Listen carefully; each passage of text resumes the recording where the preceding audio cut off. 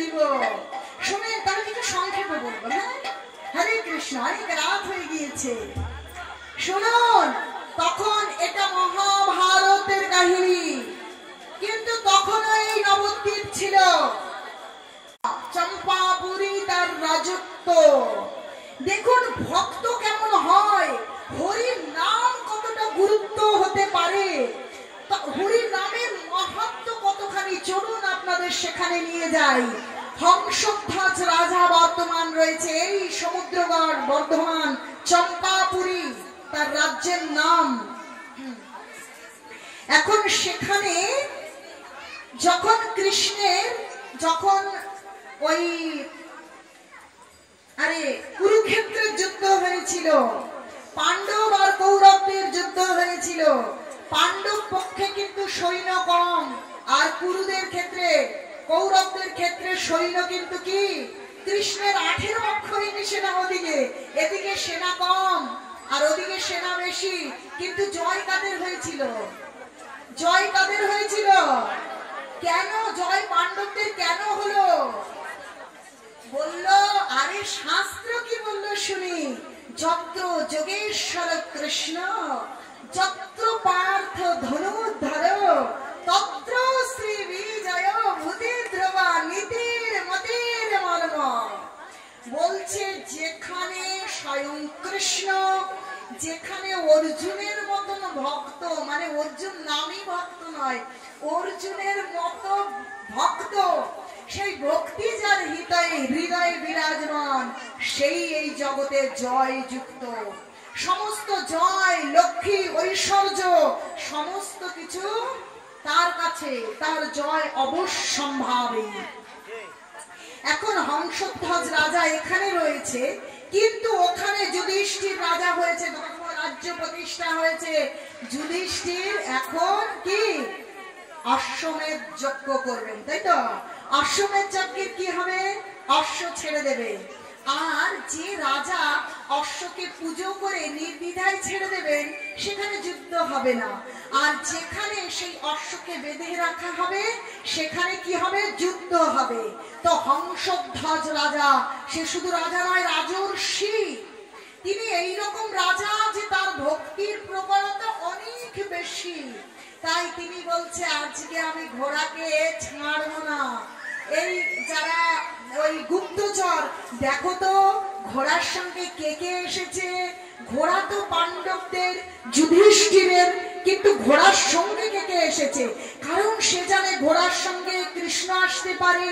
যখনই যুদ্ধ হয়েছে অর্জুনের সঙ্গে কে থেকেছে? কৃষ্ণ। তাহলে ঘোড়ার সঙ্গে নিশ্চয়ই অর্জুনদের হয়ে কৃষ্ণ আসবে। যদি কৃষ্ণ আসে, বর মাল্য, বিজয় মাল্য পরিয়ে, পুজো করে, বিজয় উৎসব করে এদেরকে কি প্রণাম করে ছেড়ে দেব। ভালো করে দেখো, খোঁজ নাও। কিন্তু খোঁজ নিয়েছে, পাণ্ডবরা এসেছে, কিন্তু কৃষ্ণ আসেনি। হংসধ্বজ রাজা বলছে, আমার উদ্দেশ্য সেই অনাদির আদি গোবিন্দ, সেই কৃষ্ণকে আমি একবার আমার এই দু চক্ষু ভরে আমি দেখি, আমি তাকে প্রাণ ভরে প্রণাম করি। কিন্তু যখন কৃষ্ণ আসেনি, তাহলে ঘোড়া তো ছেড়ে দেওয়া যাবে না। তাহলে ঘোড়াকে তোমরা বাঁধো।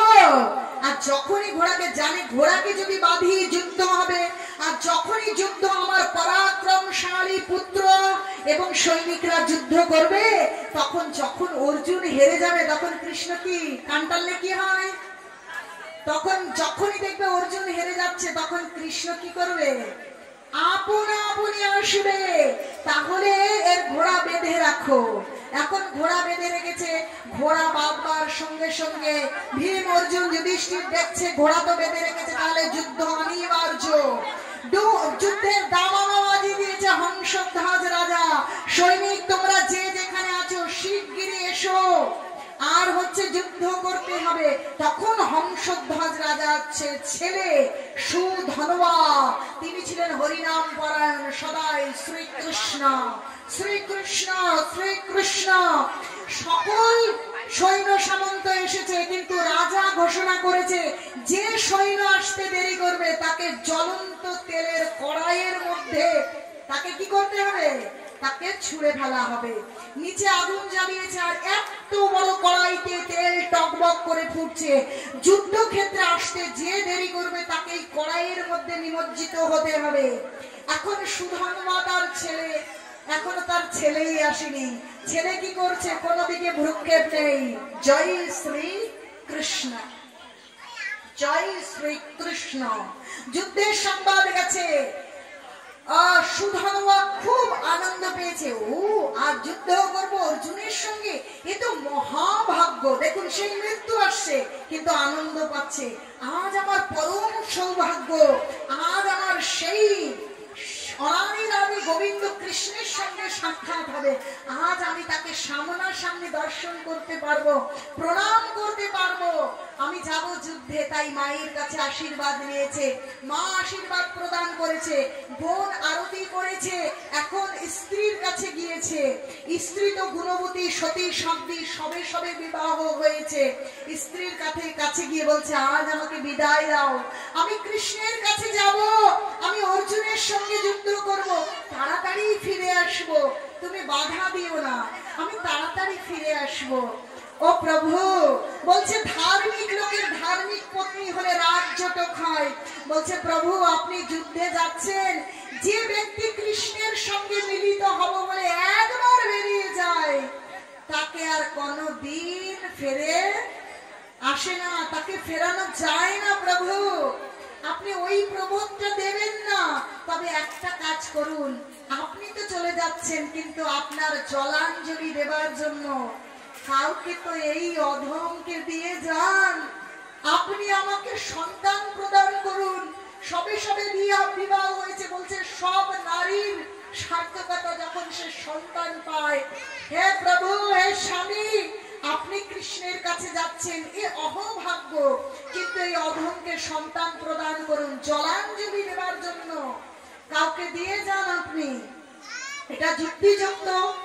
তো সুধনা ভাবছে না, আমার কর্তব্য ধর্মপত্নী, তো তাকে সন্তান প্রদান করতে গিয়ে আরো একটু দেরি হয়েছে।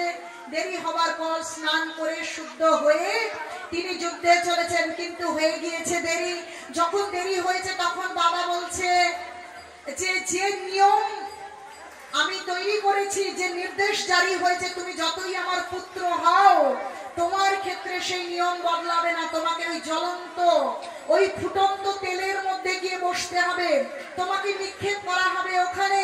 তখন যে মন্ত্রী ছিল শঙ্খ এবং লিখিত, শঙ্খ এবং লিখিত নামক দুইজন আচার্য ছিল, তারা সবসময় বেদ অধ্যয়ন করতেন আর সুধন্বা হরিনাম করতেন। ভাগবত বলছে হরি নামেই মুক্তি, উপনিষদ বলছে হরি নামেই মুক্তি। বলছে হরে কৃষ্ণ কৃষ্ণ কৃষ্ণ হরে হরে, হরে রাম রাম রাম হরে হরে, ইতি সরোষকম নন্দম কলি কলম নাশনম নাতো পরতর পায়ে সর্ববেদেষু দৃশ্যতে।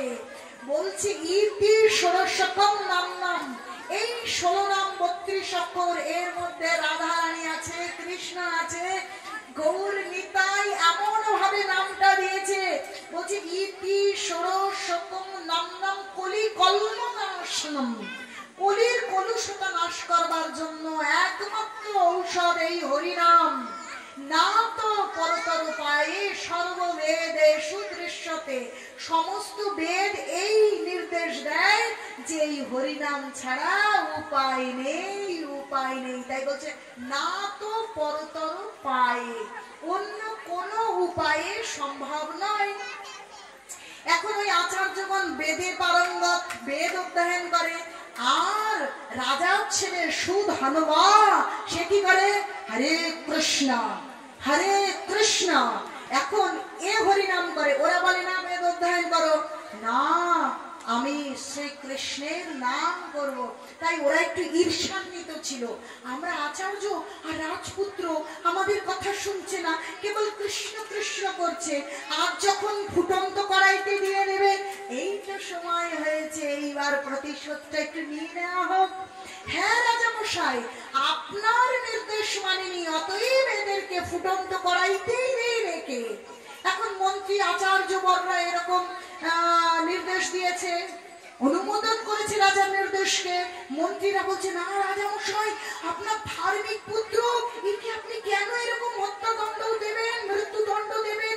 কিন্তু শঙ্খ এবং লিখিত আচার্যগণ অনুমোদন করেছে, তাই সেই ফুটন্ত কড়াইতে সুধানবাকে বসিয়ে দিয়েছে। কিন্তু তাকে বসিয়ে তো দিয়েছে, কিন্তু সেখানে বসেও যেমন প্রহ্লাদকে যখন কি আগুনের মধ্যে হোলিকা, যার জন্য হোলি, সেই হোলিকা তার পিসির কোলে বসিয়ে দিয়েছে, হোলিকা পুড়ে ছাই, অগ্নির্বর কন্যা। আর কি প্রহ্লাদ হরি হরি। আজ সেই রূপ সুধানবা ফুটন্ত তেলের কড়াইতে সুন্দর ভাবে পদ্মাসনে বসে জয় শ্রী কৃষ্ণ, জয় শ্রী কৃষ্ণ বলছে।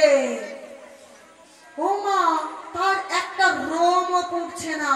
মনে হচ্ছে যদি কেউ কষ্টে থাকে তার মুখটা দেখলেই বোঝা যাবে, আর কেউ যদি আনন্দে থাকে তার মুখটা কি কাঁদলেও যেন তার মুখ দিয়ে আগুন ঠিকরে বেরোবে, ঠিক কিনা? যেন কি একটা ভেতরে জল জল করে জ্বলছে। যেমন ভাতের হাঁড়ি যখন ভাত উতলোই মাগো, ঢাকনা দিয়ে রাখা যায়, আনন্দ যেন উতরে উতরে বেরোয় যখন ভগবানের নাম এই হৃদয় অভ্যন্তরে ক্রিয়া করে। তখন আপনারা করুন, তাহলে বুঝতে পারবেন। সুধানবা হরে কৃষ্ণ কৃষ্ণ কৃষ্ণ হরে হরে, হরে রাম রাম রাম হরে হরে। যেন পরম শান্তি আনন্দে ফুটন্ত তেলের কড়াইয়ে বসে আছে। আচার্য ভাবছে স্ট্রেঞ্জ, অসম্ভব, এটা কি হয় কখনো? ফুটন্ত তেল টকবক করে ফুটছে আর এর কিছু হচ্ছে না। নিশ্চয়ই কোনো কি তন্ত্র মন্ত্র ক্রিয়া করছে, নিশ্চয়ই কিছু একটা হচ্ছে। এই দুটো নারকেল নিয়ে এসো তো। নারকেল নিয়ে এসে কি করেছে, একটু টেস্ট করছে যে ফুটন্ত তেলটা আসলে ঠান্ডা টকবক করছে, মন্ত্র ক্রিয়া করছে কিনা। একটা নারকেল যেই দিয়েছে, নারকেলটা এমন সেই বোম ফোটার মতো আওয়াজ করে ফেটে শঙ্খ লিখিতের চোখ মুখে গিয়ে পুড়ে ছাই ছাই হয়ে গেছে। আর এই তেলের কড়াইতে বসে রয়েছে, পুড়ছে না। আর তেলের কড়াইতে নারকেল দিয়েছে, নারকেল ফেটে গিয়ে শঙ্খ লিখিতের কি পুড়ে ছাই ছাই। কি কাণ্ড! এখন তারা ভাবছে, হায় ভগবান, আমরা বুঝতে পারিনি, আমরা কত পাপী তাপী, আমরা বুঝতে পারিনি হরিনামের নামের কি ক্ষমতা। ভগবানের ভক্ত, ভক্ত শুধু সাজলে হবে না, দাড়ি রাখলাম, চুল রাখলাম, লাল রঙের কাপড় পরলাম না। ভক্তি হয় এই জিহ্বা থেকে। এই জিহ্বায় যদি হরিনাম হয়, যেমন কালিয়া লাগে, কি সে কালিয়া নাগের মাথার উপরে কৃষ্ণ কি করছিলেন, নটরাজ নৃত্য করছিলেন, তেমনি আমাদের জিহ্বা কালিয়া নাগের মতন বিষাক্ত। এই জিহ্বা দিয়ে সমস্ত পাপ কর্ম হয়। কথা আমরা সব সময় মানুষকে ব্যথা দেই এই জিহ্বা দিয়ে, ঠিক এই জনজাগতিক জিহ্বা। তাই এই জিহ্বায় সেই নটরাজ কৃষ্ণকে নৃত্য করবার সুযোগ করে দেন। যেমনি সেই কালিয়া নাগের মাথায় নৃত্য করেছিল, তেমনি আপনি যখন হরিনাম করবেন, আপনার জিহ্বার উপরে কৃষ্ণ নাম রূপী কৃষ্ণ হরে। এখন আর গান গাইবার সময় নেই, রাত 11টা। হরে কৃষ্ণ কৃষ্ণ কৃষ্ণ হরে হরে, হরে রাম রাম রাম হরে হরে। যখন এই জিহ্বায় নৃত্য করবে, তখন এই জিহ্বা এমন হবে যে সমস্ত কলুষতা চলে গিয়ে আনন্দই আনন্দ, যে আনন্দ ধরে রাখা যায় না। তাই তো লোকে বলে ওই ইসকন ভক্ত কেবল নৃত্য করে।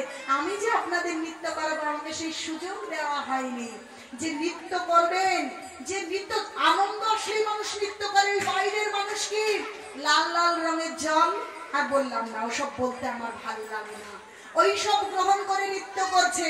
কিন্তু কৃষ্ণ ভক্ত কৃষ্ণ নামের প্রভাবে যে সত্যিকারের আনন্দ, সেই আনন্দে হেলে দুলে নৃত্য করে। কি আনন্দ! কারণ হরি নাম ভেতরে রয়েছে। তাই সুধানবার হরি নামে তেল রূপ ফুটন্ত তেলের মতন কঠিন বস্তু, শান্ত ফুটছে, কিন্তু ওর কোনো প্রভাব হচ্ছে না। এখন শঙ্খ লিখিত কৃষ্ণ করতে করতে তেলটা আসতেই যেন ফোঁটা বন্ধ হয়ে শান্ত হয়ে গেল। যেমন বিষধ সার্পের মাথায় মন্ত্রপুত গাছরা ধরলে যেমন হয়, তেল শান্ত হয়ে গিয়েছে। এখন ওই যত পারিষদ মন্ত্রী যে এই শঙ্খ লিখিত এনাদের কারণে এই ফুটন্ত তেলে আজ সুদ হবার মতন ধার্মিক পুত্রকে নিক্ষেপ করা হয়েছে, তাহলে আজ এদের দুজনকে ওই ফুটন্ত তেলে দিতে হবে, এটাই শাস্তি। এখন শঙ্খ লিখিত আচার্যদের সবাই ধরে কি করেছে, ফুটন্ত তেলে বসিয়ে দিয়েছে। ফুটন্ত তেলে বসিয়ে দিলে কি জ্বলন শুরু হয়েছে, কিন্তু ওখানে বসে সুধর্ম, হে শ্রীকৃষ্ণ, জয় শ্রীকৃষ্ণ, কৃপা করুন, আমাদের আচার্যদের কৃপা করুন। দেখুন ভক্ত কিরকম হয়, ভক্ত কিরকম। প্রহ্লাদ মহারাজকে মৃত্যুদণ্ড দেওয়ার জন্য হিরণ্যকশিপু চিন্তা করছে, যখন হরি এসেছে, হরি বলছে কিছু বর নাও, কিছু বর নাও। বলছে না, আমি কিচ্ছু চাই না, আমি কিচ্ছু চাই না। না, তোমাকে বর নিতেই হবে। বলছে বর যদি দিতেই হয়, আমার এই দৈত্য পিতাকে আপনি কৃপা করুন, ক্ষমা করুন আমার দৈত্য পিতাকে। দেখুন মৃত্যুদণ্ড দান করছিলেন, আর এখানে সুধর্মা যে শঙ্খ লিখিত এত কঠিন শাস্তির জন্য অনুমোদিত করলো, আর শঙ্খ লিখিত যখন আগুনের ফুটন্ত কড়াইতে বসেছে, তখন সুধর্মা, হা কৃষ্ণ তুমি কৃপা করো। বলছে ভক্তের আরতি ভগবান সাথে সাথে তেল ঠান্ডা করে দিয়েছে। কিন্তু ওরা উঠেছিল, ওদের কিন্তু সেই তাপ লেগেছিল, কিন্তু যখনই সুধর্মা প্রার্থনা করলো, সেই কঠিন তেল ঠান্ডা হয়ে গেল। তাড়াতাড়ি নেমে এসে আচার্য বিন্দু সুধর্মার পা জড়িয়ে ধরেছে। ভাবধন, বাবারে ক্ষমা করো আমাকে, আমাদেরকে ক্ষমা করো। বলছে না না, আপনারা গুরুজন, আপনারা পা ধরবেন না। তাহলে দেখুন মহানতা, তখন হংসধ্বজ রাজা এই সুধর্মাকে সেনাপতি করে যুদ্ধক্ষেত্রে পাঠিয়ে দিলেন। পরম পরাক্রমশালী যোদ্ধা, তিনি যুদ্ধ করবেন। সামনে অর্জুন যুদ্ধ করার জন্য, অর্জুন ওদিকে গান্ডীব তুলেছে, আর কি করেছে সুধর্মা, জয় শ্রীকৃষ্ণ। ওদিক থেকে যত তীর, যত বাণ আসছে, জয় শ্রীকৃষ্ণ। আর তীরগুলো গিয়ে সব তীরকে, অর্জুনের তীরকে খন্ড খন্ড করে ফেলে দিচ্ছে। বলছে ও অর্জুন, তুমি যত তীর বর্ষা করো, দিব্য অস্ত্র প্রয়োগ করো, তোমার সমস্ত অস্ত্র কেটে খান খান করে দেব, তোমার পরাজয় অবশ্যম্ভাবী। তুমি ওই কুরুক্ষেত্রের যুদ্ধ যেতে গিয়ে বড় অহংকারী হয়ে গিয়েছো না, ওই যুদ্ধে কেন জিতেছো একবার তো মনে করে দেখো। তোমার সারথি ছিল কৃষ্ণ, তাই তো তুমি জিতে গিয়েছো, ভেবেছো সব তুমি হত্যা করেছো। আমরাও ভাবি সব আমরা করছি, এই ধন সম্পদ এই সমস্ত কিছু আমার না। গীতায় ভগবান বলছে প্রকৃতি ক্রিয়মানানি গুণায় করণানি সর্বস্ব অহংকার বিমূঢ়াত্মা কর্তাহমিতি মন্যতে। আমরা মনে করি আমরা কর্তা, না, আমরা কর্তা নই। প্রকৃত কর্তা হচ্ছে স্বয়ং আদি গোবিন্দ। ওই গোবিন্দ তোমার সারথি ছিল বলে তুমি জয়যুক্ত হয়েছিল। তোমার গোবিন্দ কোথায়? ডাকো ডাকো, গোবিন্দকে ডাকো। আসলে ও তো যুদ্ধ করতেই এসছে, সেই জন্য আজ আমার এই যুদ্ধ আমাকে কৃষ্ণের সঙ্গে মিলিয়ে দেবে। এই যুদ্ধ আমার জীবনের সমস্ত শ্রেষ্ঠ আনন্দ আমাকে নিয়ে এসে দেবে। অতএব আমি এই যুদ্ধের জন্য প্রস্তুত। ডাকো তোমার কৃষ্ণকে, ডাকো কৃষ্ণকে। তখন কৃষ্ণকে আহ্বান করবার সঙ্গে সঙ্গে বলছে অর্জুন যখনই কষ্টে পড়েছে, যখনই পাণ্ডবরা দুঃখ পেয়েছে, কখনো সমস্যায় জর্জরিত হয়েছে, তখন কোনো না কোনো ভাবে কৃষ্ণই তাদেরকে উদ্ধার করেছে। তারা যে ভক্ত, তাই কৃষ্ণ এসে সারথীর পদে বসেছে। যখনই সারথীর পদে বসেছে, তখনই সুধর্মা সেই তার ধনুক উঁচিয়ে প্রথমে 10টা বাণে অর্জুনকে পুজো করে নিল। 100টা বাণ দিয়ে কৃষ্ণের চরণ আরতি করে নিল। আর না একটা দিয়ে অর্জুনকে, 10টা দিয়ে কৃষ্ণকে, 100টা দিয়ে কৃষ্ণকে, আর একটা এমন বান নিক্ষেপ করলো যে রথটা ঘুরতে ঘুরতে গিয়ে 100 হাত দূরে গিয়ে পড়েছে।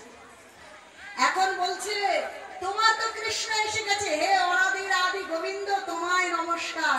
আজ আমার কত ভাগ্য, এই যুদ্ধ, এই অস্ত্র শিক্ষা ধন্য যে আজ এই যুদ্ধের জন্য আজ আমি তোমাকে সামনে দর্শন করতে পারছি। অনাদির আদি গোবিন্দ, আজ আমার এই চোখ ধন্য, আজ এই জীবন ধন্য, আজ আমার শরীর ধন্য, আজ আমার অস্ত্র শিক্ষা ধন্য, আমার বিদ্যা ধন্য, আমার বুদ্ধি ধন্য, আজ আমি তোমার চরণ স্পর্শ পাবো। হ্যাঁ গোবিন্দ। এখন যুদ্ধ শুরু হয়েছে। ওদিক থেকে অর্জুন যতই তীর ছোড়ে সব তীর কেটে খান খান করে দিচ্ছে সুধানবা। দিব্য অস্ত্র প্রবেশ করাচ্ছে, দিব্য অস্ত্র প্রেরণ করছে, কিন্তু সমস্ত কেটে টুকরো টুকরো করে দিচ্ছে সুধানবা। বিক্রমের সাথে যুদ্ধ করছে। এইবার বলছে ও অর্জুন শিগগির কালকে বসাও তোমার অস্ত্রে। কালকে বসিয়ে দিয়ে অস্ত্র দিচ্ছে, কিন্তু তাও কেটে দিচ্ছে। আমার গোবর্ধন যে উত্তোলন করেছে সেই স্বীকৃতি দিয়ে দিচ্ছি, তাও কেটে দিচ্ছে। কেন কেন? ওয়াই? যে কৃষ্ণ সারথী রূপে রয়েছে, অর্জুন যুদ্ধ করছে, আর এখানে সুধানবা তার সারথী কিন্তু কৃষ্ণ নয়, কিন্তু সমস্ত অস্ত্র কেটে খান খান হয়ে যাচ্ছে। কেন আপনারা জিজ্ঞেস করবেন না? তার কারণ ওখানে স্বয়ং কৃষ্ণ, আর এখানে সুধানবা যখনই তার ধনুকে বাণ রচনা করছে, আর সমস্ত মন প্রাণ জয় শ্রী কৃষ্ণ বলছে, আমার থেকে আমার নাম বড়, নামের থেকে আমার ভক্ত বড়। যখন জয় শ্রী কৃষ্ণ বলে সেই ধনুককে উঁচিয়ে বাণ ছেড়ে দিচ্ছে, সেই বাণের এত শক্তি যে গোবর্ধন উত্তোলনের যে স্বীকৃতি বাণের মধ্যে স্থাপন করার পরেও সেই বাণ কেটে খান খান। আরে নিতাই গৌর প্রেমানন্দে উলুধ্বনি এবং জয়ধ্বনি। জয় শ্রী কৃষ্ণ, জয় শ্রী রাধে। এখন কৃষ্ণ বলছে শোনো, একদিকে কাল আর একদিকে স্বয়ং রামচন্দ্রকে চিন্তন করো। আমি 16,108 গোপী, আর হচ্ছে কি সুধানবা বলছে ধর্ম পত্নী যার ঘরে আছে। কি আমরা সব কি আমাদের চরিত্রহীন হয়ে যাচ্ছি, কিন্তু যার ধর্মপত্নী, যে স্ত্রী ধার্মিক, তার যে কত শক্তি সেই স্ত্রী জানে আর কৃষ্ণ জানে। তো বলছে ওই সুধানবার ধর্মপত্নী আর এক পত্নী গ্রহণ করেছে। তুমি শিগগিরই সেই মর্যাদা পুরুষোত্তম, বলছে যেই রাম সেই কৃষ্ণ, সেই গৌর, সেই জগন্নাথ, সেই মর্যাদা পুরুষোত্তম সেই রামকে আহ্বান করো, আর তার শক্তিকে এই বাণে কে সমর্পিত করো। হ্যাঁ, সমর্পিত করে যখন অর্জুন নিক্ষেপ করেছে, সেই বাণকেও সুধানবা কেটে দিয়েছে। কেটে দেওয়ার পর, কারণ শ্রীকৃষ্ণ রামচন্দ্র কিন্তু সমস্ত অবতার, সমস্ত লীলা বলছে যুগে যুগে অবতারী হয়ে আসে, সমস্ত কিছুর থেকে ভগবানের নাম বড়। সেই কলিযুগের সেই নামই ধর্ম, আর সেই নামকে স্থাপনা দেবার জন্য ভগবানের লীলা এই রচনা করেন। বলছে মদ ভক্তানাং বিনোদার্থং করমি বিবিধ ক্রিয়া। আমার ভক্তদেরকে কি আনন্দ দেবার জন্য আমি বিবিধ ক্রিয়া করি। তাই দেখুন, নাম যে সর্বশ্রেষ্ঠ বোঝানোর জন্য রামচন্দ্রের স্বীকৃতি, কৃষ্ণের গোবর্ধন উত্তোলনের সেই স্বীকৃতি, সেই শক্তি প্রদান করেছেন, তারপরেও তার সেই বাণ কেটে দিয়েছে সুধানবা। কেন? তার কারণ হচ্ছে প্রত্যেক শ্বাসে নয়, প্রত্যেক মুহূর্তে, প্রত্যেক শ্বাস উঠছে আর পড়ছে। জপমালা কিন্তু হাতে নেই। আপনারা ভাববেন আমরা তো কাজ করি, আমরা তো চাকরি করি, কাজ না করলে ভাত খাই না, আমরা কি করে হরিনাম করবো? দেখুন সুধর্মা শিখিয়ে দিচ্ছে, যুদ্ধ করছে পরাক্রমের সঙ্গে, তার কি হাতে জপমালা আছে? কিন্তু সে হাতে যুদ্ধ করছে আর মুখে কি জয় শ্রী কৃষ্ণ, জয় শ্রী কৃষ্ণ। তাহলে এইভাবে নাম করছে, তো সেই বাণ কেটে ফেলে দিয়েছে, কিন্তু আজ যুদ্ধে এসেছে ভগবানের চরণে নিজেকে নিবেদন করবেন বলে বাণটা কেটে গেল। কেটে যাওয়া বাণ এসে সুধনবার কে মাথা আর শরীর আলাদা হয়ে গেল, কিন্তু সেই মস্তক গিয়ে পড়লো কোথায় জানেন? ভগবানের রাতুল চরণে। আজ সুধনবা ধন্য, তার মৃত্যু ধন্য, তার যুদ্ধ ধন্য, তার জীবন ধন্য, কারণ তার কেটে যাওয়া মাথা রাতুল চরণে গিয়ে পড়েছে। যখন পায়ে গিয়ে মাথাটা পড়েছে, তখন স্বয়ং কৃষ্ণ মাথাটা তুলে বুকের মধ্যে নিয়েছে। চিন্তা করে দেখুন, কৃষ্ণ বুকে নিয়েছে, বুকে নিয়ে হৃদয়ের সঙ্গে আজ সুধনবাকে আহ্লাদ করছে। কত প্রিয় হলে ভগবান এরকম করতে পারে, চিন্তা করে দেখুন। আজ সুধনবার স্বর্গপ্রাপ্তি নয়, এই বিশ্ব ব্রহ্মাণ্ডের মালিক অনাদির আদি গোবিন্দের প্রাপ্তি ঘটে গেছে। আজ তার জীবন ধন্য, তার বিদ্যা, তার বুদ্ধি, তার চিত্ত, সমস্ত কিছু ধন্য ভগবানের চরণ আর ভগবানের সেই আহ্লাদ পেয়ে। তাই আমাদের মানব জীবন ধন্য হবে যদি আমরা ভগবানের চরণ পেতে পারি। কিসের ভয়, কিসের কষ্ট? যদি ভগবানকে না পেলাম, যদি ওই চরণে না পেলাম, ওই নামকেই আশ্রয় করতে পারলাম না, কত জড় জাগতিক জীবন যুদ্ধ, ভালো পাওয়ার দুঃখ, ভালো খাওয়ার দুঃখ, ভালোবাসার দুঃখ, পাওয়ার দুঃখ, না পাওয়ার দুঃখ, কত কিছু চিন্তা করে দেখুন তো। কিন্তু সমস্ত দুঃখ যেখানে ম্লান, যদি এই জীবনে ভগবানের চরণ পাই, তাহলে সমস্ত দুঃখের অবসান। এই জীবন জয়যুক্ত, এই শরীর, এই মন, এই বিদ্যা, এই বুদ্ধি, মানুষ দেহ দেহ যা কিছু মর তুয়া মনে অর্পিল নন্দ কিশোর মারবি রাখবি যে ইচ্ছা তোমারা নিত্য দাসমতি তুয়া অধিকার। তুমি করো, আমি আর বুদ্ধি লাগাতে চাই না, আমার বুদ্ধি আর কাজ করে না। আমি তোমাকে ছাড়া আর কিচ্ছু জানি না, আমি তোমাকে ছাড়া কিচ্ছু বুঝি না, তোমার কথা ছাড়া আর কিছুই মুখে আসে না। তুমি কৃপা করো আর এই মানব জীবনকে ধন্যতে ধন্য করো। আমি ব্যাসাসনে বসি আর আপনারা নিজেই বসুন, সকলের এই প্রার্থনা হওয়া কর্তব্য। হে কৃষ্ণ, তুমি তোমার চরণে আমাকে জায়গা দাও। সমস্ত মান অভিমান কষ্টকে জলাঞ্জলি দিয়ে আমি যেন আমার জীবন যুদ্ধে, মন লোকে মনে করে জীবন যুদ্ধে জয় 10 তলা বাড়ি হলে না, জীবন যুদ্ধে জয় যদি আমরা ভগবানের চরণ পাই। তাই আমার মায়েরা, আমার প্রভুরা আপনাদের পা ধরে ধরে বলছে, চলুন আমরা যাত্রা শুরু করি। যদি আজ আমরা যেতে শুরু না করি, তাহলে কবে পৌঁছবো সেখানে? সে তো অনেক দূরের যাত্রা। যদি এখন শুরু না করি, কবে গিয়ে পৌঁছবো? চলুন আমরা শুরু করি সেই যাত্রা। চলুন না, আমাকে টাকা দিতে হবে না, জিজ্ঞেস করে দেখুন যা খরচ আমি তাই চেয়েছি। আমি বলি না আমাকে প্রণামী দেবেন 5,000 10,000, কারণ খরচ ছাড়া আমি কি করে আসবো? কারণ আমি ভক্ত ব্যবসায়ী নই। আমি এই কথা বলে টাকা রোজগার করি না। আমি জানি যে ভক্ত তার আহার, তার পোশাক, তার যা প্রয়োজন কৃষ্ণ তা দান করেন। আমি আসি আমার এই হৃদয়ের আনন্দ আপনাদের সঙ্গে ভাগ করে নেবার জন্য, আর আপনাদের মহত্বের পায়ের ধুলোটা খুলিয়ে নেবার জন্য, যেন জীবনটা ধন্য হয়। ওই বড় বড় পেশাদার যারা আছে তারা দেখে অনেক বাড়ি, অনেক